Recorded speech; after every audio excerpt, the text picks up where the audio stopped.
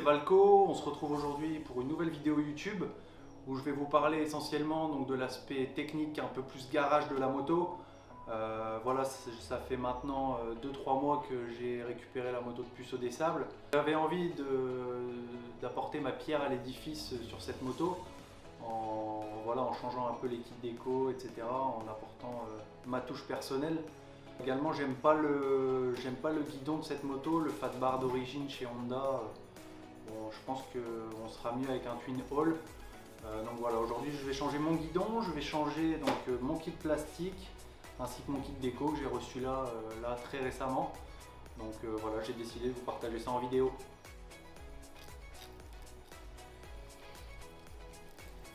On voit que j'ai été dans le sablier. Hein.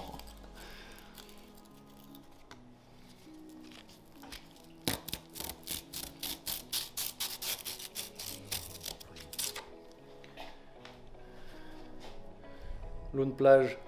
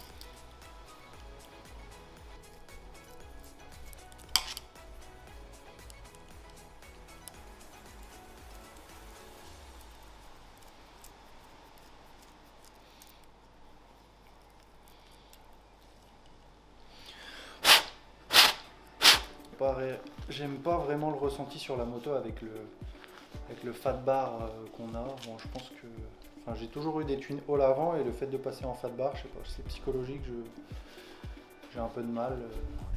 Voilà. J'aime pas trop ce type de guidon, donc, mais je te montrerai après la différence entre les deux.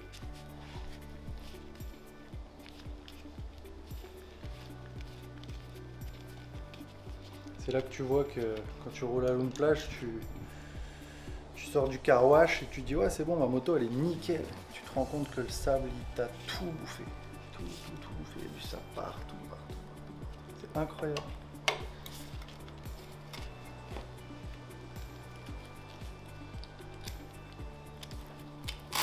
Regarde le sable qui tombe. Incroyable, il y en a partout. J'ai passé un petit coup de soufflette dessus pour vraiment enlever tout le sable parce que c'est une catastrophe. On a partout, comment on repart sur des bases sans sable, graissées. Et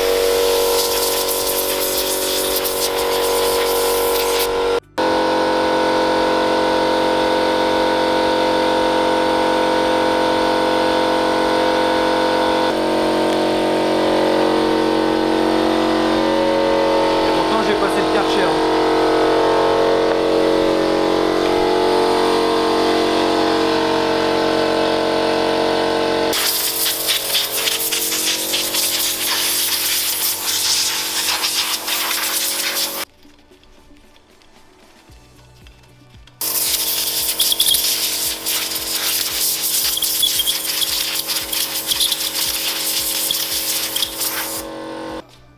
Nouveau guidon des familles.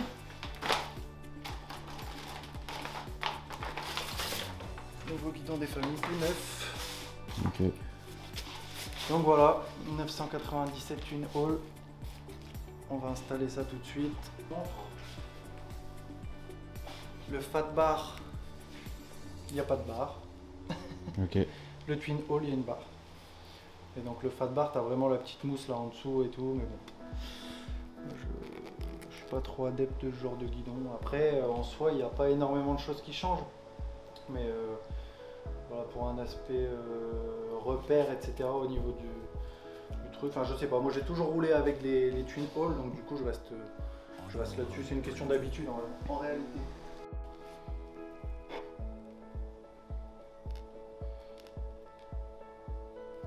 Là, il faut bien remonter le guidon avec le petit 1 qu'on voit. Ça me paraît logique, mais je sais que, étant plus jeune, je l'ai déjà monté à l'envers. Il y a souvent des écritures, hein. C'est souvent visuel mécanique, il n'y a pas d'entourloupe ou de trucs bizarres.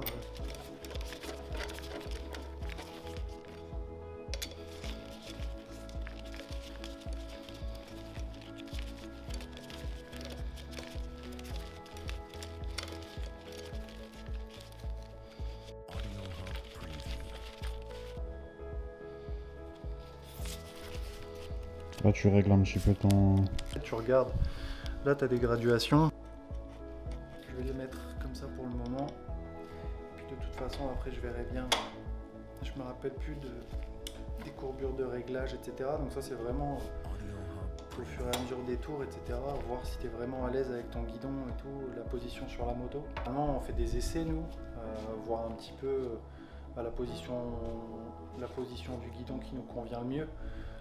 Je sais que les pilotes de sable vont avoir tendance à abaisser un peu plus le guidon parce qu'on est vraiment dans une recherche de vitesse sur l'arrière de la moto. Et donc voilà, on est vraiment plus dans des courbures où le guidon va être beaucoup plus baissé vers nous, tu vois, pour avoir vraiment une recherche de vitesse optimale. Et voilà, si tu es vraiment, je prends un exemple tout con, mais par exemple si tu mets un réglage moto tout en haut, bah, tu pourras pas être couché, tes bras ils seront toujours un peu comme ça. Donc voilà, nous, enfin les pilotes de sable entre guillemets, on a vraiment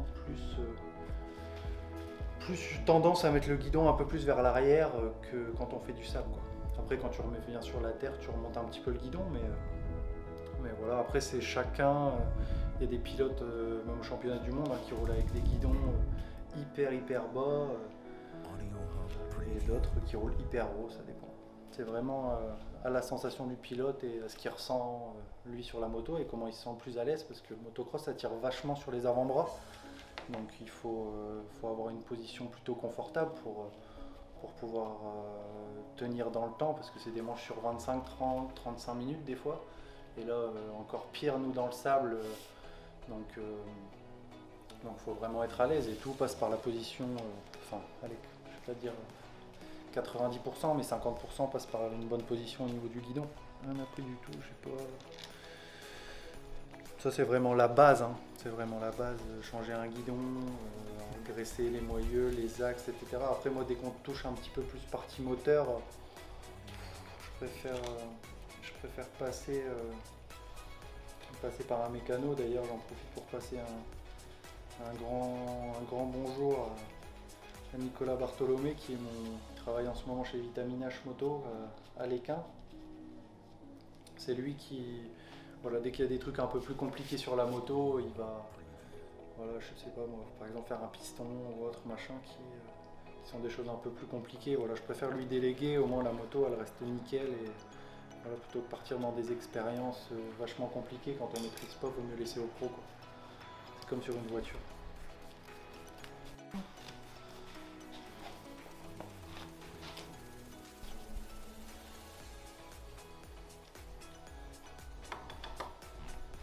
Ça c'est pareil, c'est des réglages, voilà, faudra voir si sur le terrain, la poignée est pas trop loin pour pas trop galérer à aller la chercher. Ça c'est la poignée d'embrayage, donc il faut vraiment qu'elle soit là tout de suite pour relancer la moto si tu es en galère, surtout dans le sable, quoi.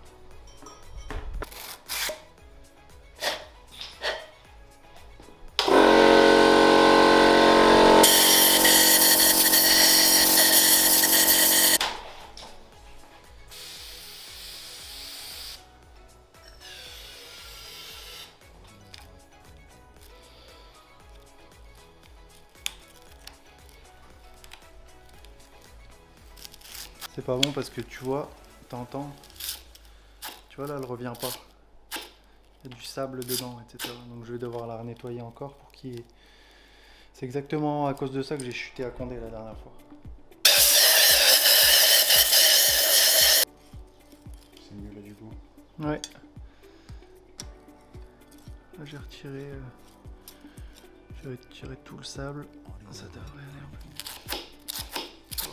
Là, il y a encore un petit peu, mais ça va, c'est mieux, au moins elle revient correctement. Je peux pas faire mieux de toute façon. Donc une fois que la partie guidon est finie, on va s'attaquer vraiment au kit plastique déjà, que je pense... Enfin je sais pas. Je sais pas si je le monte d'abord sur la moto et je viens vraiment faire la partie kit déco avec le kit plastique déjà posé sur la moto. Pour la pose c'est peut-être mieux. Je sais pas, je vais voir. Ou je vais peut-être pas tout faire en même temps. Je vais peut-être déjà poser à mon avis le garde-boue avant, ça va pas me gêner. Il est bientôt monté. Donc là je colstonne les 2-3 petits trucs qui me restent. Je sais pas trop comment je vais les passer d'ailleurs. Donc là il faudra que je rachète des plus petits colston parce que les gros ils vont pas aller. Voilà, je remets la barre, c'est good hein. Voilà, good. Bon bah on va tout de suite passer, là j'ai commencé à démonter la plaque avant, donc on va tout de suite passer à la partie démontage du kit plastique et la pose du nouveau, et puis après on enchaînera avec le kit déco.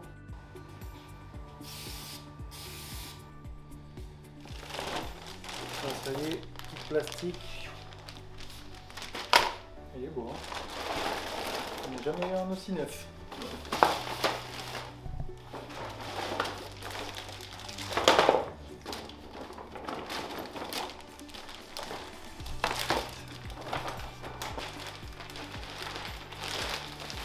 Donc par contre, petit conseil aussi les amis, c'est quand vous montez un kit plastique neuf, généralement quand il sort d'usine, vous voyez, il passe une espèce de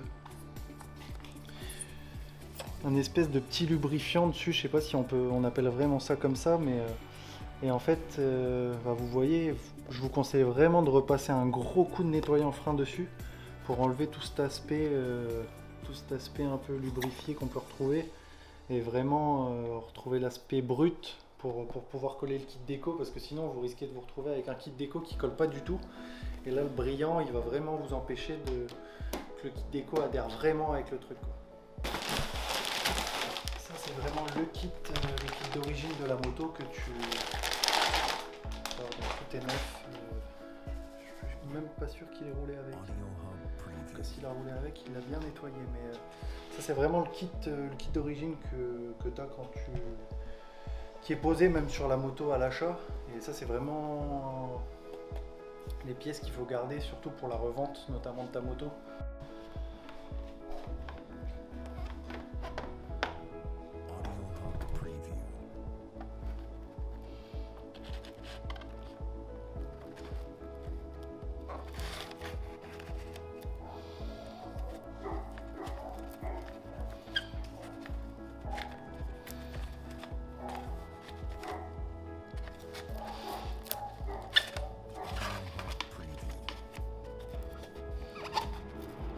Mission accomplie.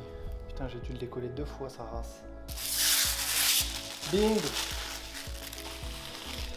Écoute, je l'ai enlevé. Ouais, ça va, on est bien aligné. Ouais, j'ai mis Valco, forcément. Fédération française de motocross. J'ai enlevé mon numéro. Ah, c'est pas mal, hein? C'est pas mal. Ça va bien rendre, je pense.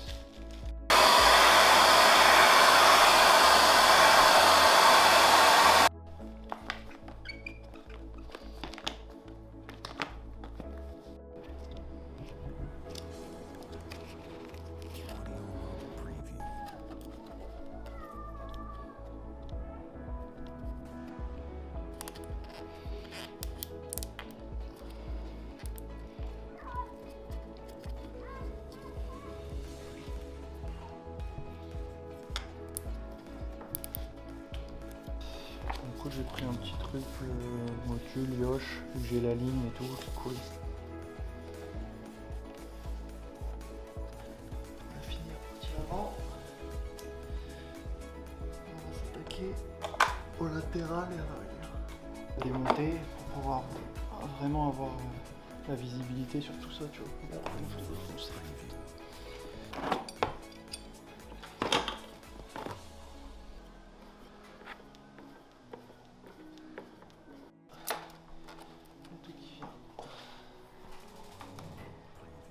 C'est là que tu vois que ta moto elle est dégueulasse. T'as beau la laver à chaque sortie,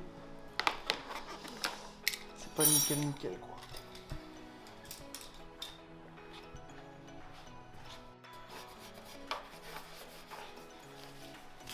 On est sur quoi là du coup? On va commencer par le latéral. Ça va venir comme ça. Là, ça va être chaud. Ça va être chaud.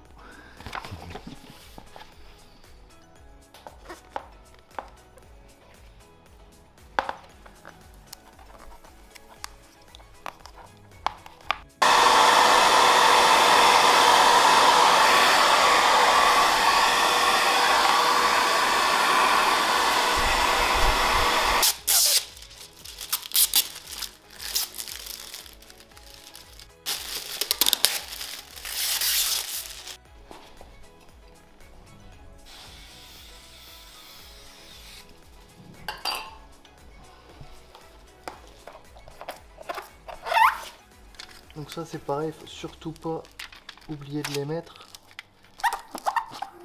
Là tu vois avec la... Ça va venir comme ça, ici tu as ton pot d'échappement. Donc c'est vraiment pour éviter justement que lorsque ton pot il chauffe trop, que ça vienne déformer ici ta partie plastique, tu vois.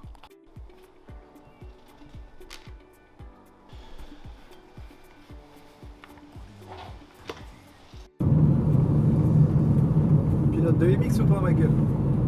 On roule aux États-Unis ou pas? On se retrouve aujourd'hui au terrain de Ligny en Cambrésis, où je vais vous dévoiler enfin la nouvelle moto. Donc comme vous l'avez vu en première partie de vidéo, donc je vous ai dévoilé un petit peu mon kit déco.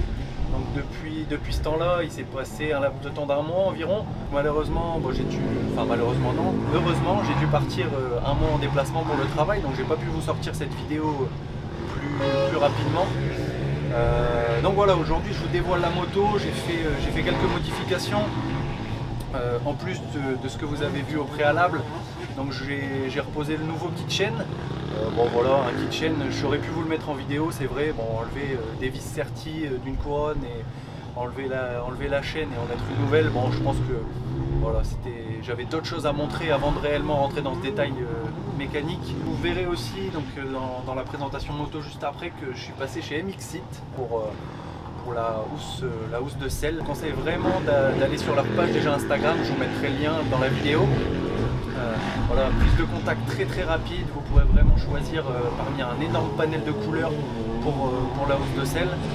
Bon, moi forcément vous vous doutez, elle sera noire et rouge.